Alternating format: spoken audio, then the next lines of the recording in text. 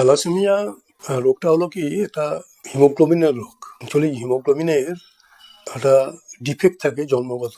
এই ডিফেক্টটা হচ্ছে কি না, হিমোগ্লোবিনের 4টে চেন থাকে, 2টো আলফা আর 2টো বিটা। তো এই থ্যালাসেমিয়া পেশেন্টদের দেখা যায় যে যে জিনটা বিটা চেন তৈরি করে সেই জিনটা একটু ডিফেক্টিভ, ফলে থ্যালাসেমিয়া রোগীদের বিটা চেনটা তৈরি হয় না, সবগুলোই আলফা চেন তৈরি হয়। ওই 4টে যে চেন থাকে অ্যামিনো অ্যাসিডের, সেই 4টি আলফা চেন হওয়ার ফলে হিমোগ্লোবিনটা সেলের মধ্যে প্রিসিপিটেট করে যায় এবং সেলটা ভেঙে যায়, সেল মেমব্রেনটা ভেঙে যায়। বোন ম্যারোর ভেতরে যেখানে আরবিসি তৈরি হয় সেখানেই আরবিসিটা নষ্ট হয়ে যায়।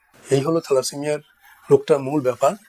এবং বাচ্চারা যেটা নিয়ে আসে সেটা হচ্ছে তাদের রক্তশূন্য অবস্থায় আসে এবং তাদের পেটের পিলে বড় হয়ে যায়, মুখ চোখগুলো ফ্যাকাশে হয়ে যায়, মাথাটা বড় হয়ে যায়, হাতের আঙুলগুলো মোটা মোটা হয়ে যায়।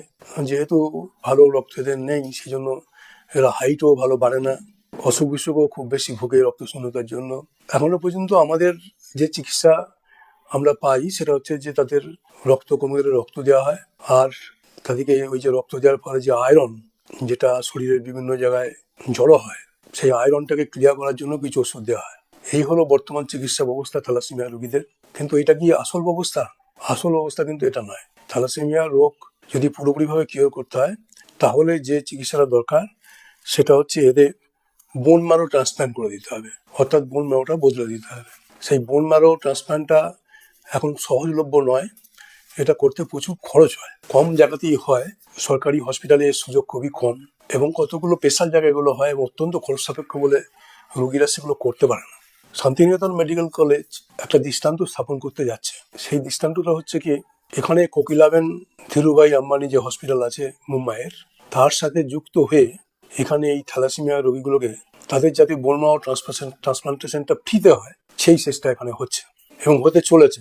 তার জন্য এখানে কোকিলাবেন হসপিটাল থেকে একটা টিম আসবে 7ই ফেব্রুয়ারি এবং 8ই ফেব্রুয়ারি 15 বছরের নিচে যে সমস্ত বাচ্চাদের প্রায়ই রক্ত দিতে হচ্ছে সেই বাচ্চাদের নিয়ে এখানে আসার জন্য একটা পদ্ধতি চালু হয়েছে। সেই পদ্ধতিটা কীরকম না, পদ্ধতিটার প্রথম স্টেপ হচ্ছে রোগীদের এসে শান্তিনিকেতন মেডিকেল কলেজের আউটডোরে 13 নম্বর রুম, যেখানে থ্যালাসেমিয়া রুম সেন্টার করা হয়েছে, সেখানে এসে রেজিস্ট্রেশন করতে হবে। রেজিস্ট্রেশন করার পরে তাদের ফোন নাম্বার থাকবে, সব কিছু থাকবে, রুগীদের চেক আপ করা হবে এবং 8 তারিখে ওই রুগীগুলো তাদের বাবা মা ভাই বোন সবাইকে নিয়ে হাজির হবে। বাবা মা ভাই বোনেদের নিয়ে হাজির হওয়ার কারণটা হচ্ছে কি, একটা জেনেটিক টেস্ট করতে হয়, অর্থাৎ বোন ম্যারোটা যে ট্রান্সপ্লান্ট হবে, যার কাছ থেকে বোন ম্যারোটা নেওয়া হবে তার একটা টেস্ট করতে হয়, তাকে বলে HLA টেস্ট, আর যার কাছ থেকে যাকে দেওয়া হবে তারও টেস্ট করতে হয়। এই টেস্টগুলো খুবই খরচ সাপেক্ষ, কিন্তু এখানে সমস্ত ফ্রিতে সেগুলো হবে এবং প্রায় একসঙ্গে 50-100 জনের বেশি রুগীকে টেস্ট করা হবে। যত সম্ভব রুগী যদি আসে, যদি দেখা যায় 200 রুগী এলো, 200 রুগীকেই টেস্ট করা হবে সেখানে। এটা একটা মহান কর্মকাণ্ড এবং পশ্চিমবঙ্গের বিভিন্ন প্রান্ত থেকে থ্যালাসেমিয়া রুগীদের বাবা মা ভাই বোন রুগী সবাই আসছে, রেজিস্ট্রেশন করছে। রেজিস্ট্রেশন অলরেডি চালু হয়ে গেছে। একবার যদি বোন ম্যারো ট্রান্সপ্লান্ট হয়ে যায়, এই থ্যালাসেমিয়া রুগীদের আর ব্লাড দেওয়ার দরকার হবে না, অন্যান্য মানুষের মতো খুব সুস্থভাবেই থাকতে পারবে।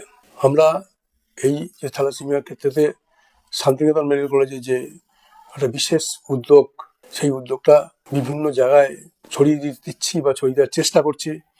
আমরা সমস্ত স্বাস্থ্যকেন্দ্র এবং স্বাস্থ্য অধিকারীদের জানানোর চেষ্টা করছি যাতে তাদের সন্ধানে যে সমস্ত থ্যালাসেমিয়া রোগী আছে তারা এখানে এসে যোগাযোগ করতে থাকে এবং পরবর্তীকালে এই পদ্ধতি যে চলতে থাকবে তার সুযোগটা যাতে তারা নিতে পারে, যাতে করে থ্যালাসেমিয়াকে নির্মূল করা সম্ভব হয়।